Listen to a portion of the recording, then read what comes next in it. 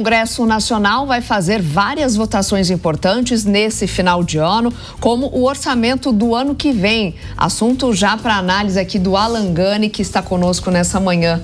Oi, Gani, bom dia. Bom dia, Soraya, bom dia, Nonato, e bom dia a toda a nossa audiência. É reta final, inclusive, última semana antes do recesso, com votação, inclusive, importantíssima, né? Orçamento... Importantíssima, Soraya. O orçamento que diz respeito tanto aos gastos, né, dos parlamentares, também do Executivo e também, claro, do Poder Judiciário. E aí um presente de Papai Noel.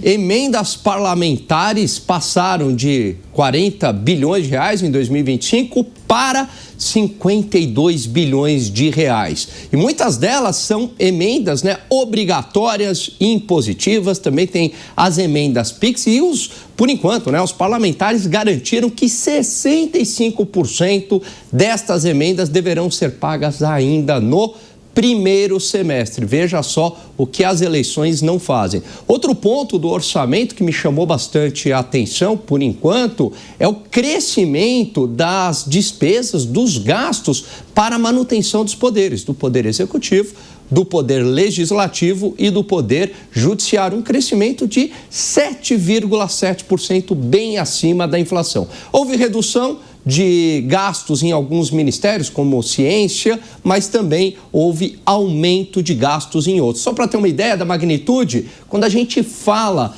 do orçamento destinado aos programas sociais, Auxílio Gás e também o Bolsa Família, chega-se a uma despesa de 301 bilhões de reais. É tudo aí, claro, né? No ano eleitoral, essas despesas acabam subindo consideravelmente. Pois é, olhando no macro, no geral, dava para ser mais enxuto, Gani? Era possível a gente tentar controlar um pouco mais os gastos? Sempre dá para ser mais enxuto, Nonato, e seria bastante prudente ir nesta direção. Mas não, né?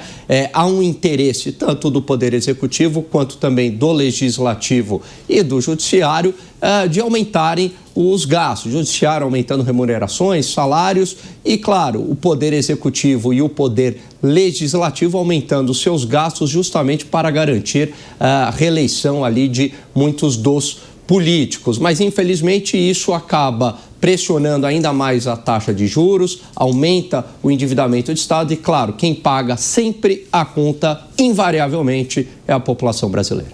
Obrigada, Gani, pelas suas explicações. Vamos já chamar aqui os nossos comentaristas, Túlio Nassa e Roberto Mota.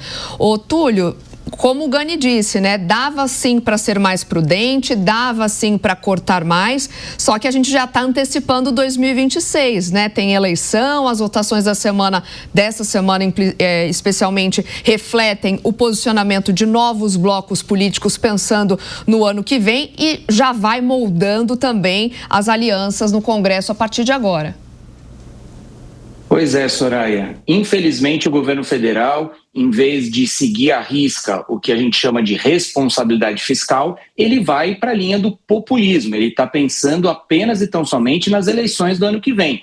Nós já sabemos que em 2027 o governo federal corre um risco de ter um default. O que é o default? Não ter dinheiro para pagar as despesas correntes, as despesas do dia a dia. Por quê? Porque esse orçamento que está sendo votado, ele é uma peça de ficção, exatamente, na medida em que há mais gastos do que a previsão de receita. E alguns desses gastos, inclusive, são tirados fora do limite de despesa, como, por exemplo, benefícios sociais, que o Alan Gani muito bem trouxe, que somam quase 300 bilhões de reais, e precatórios também, além de outras coisas. Por essas e por outras, é preciso que o cidadão esteja atento, porque no final das contas, essa irresponsabilidade fiscal provoca o temido aumento de juros. É por isso que o Banco Central não consegue reduzir a taxa básica de juros, porque se ele reduzir, a inflação vai subir com essa gastança de recurso público. Eu vou lembrar aqui também o Brasil na década de 80, que não tinha lei de responsabilidade fiscal e a inflação chegava a quase 1000%, uma loucura, que só foi possível controlar com a lei de responsabilidade fiscal,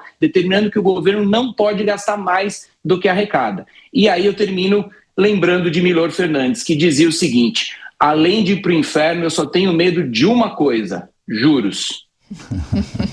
Ô, Roberto Mota, nesse cenário todo e com a eleição chegando, difícil a gente imaginar uma equação mais equilibrada, um corte de gastos na carne, como o Gani estava citando, seja de governo ou até mesmo do parlamento, né, Mota? Infelizmente.